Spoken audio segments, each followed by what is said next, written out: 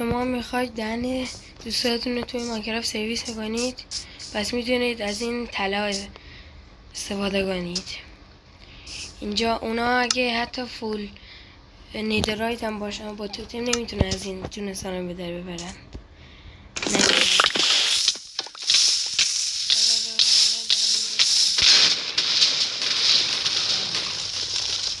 اینجوریه. شما اگه بخواید همچین تله رو درست کنید به این آیتم ها نیاز دارید.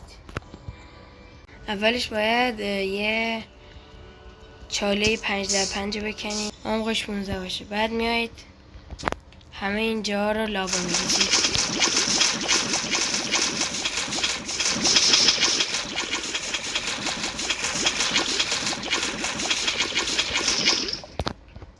بعد میایید یه ردیف بالاترش که TNT ها نسوزه همینا رو پر میکنید. حالا که گذاشتی روی همشون یه دونه از این سینا میذارید. بعدش دوباره میایید 5 تا بلاک بالاتر دوباره همین دوباره تکرار میکنید. طبقه دوم درست کردید. حالا میایید یه بلاک پایین تر 2 تا از اینا میذارید، بعدش میذارید که این وسطش باشه. حالا میایید دور و بر اینا همه از اینا میذارید.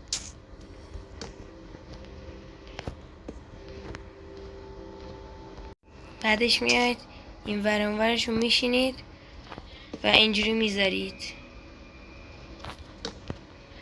همه جاهاشو باید اینجوری بذارید. بعد که اینا رو گذاشتید روشون سند میذارید.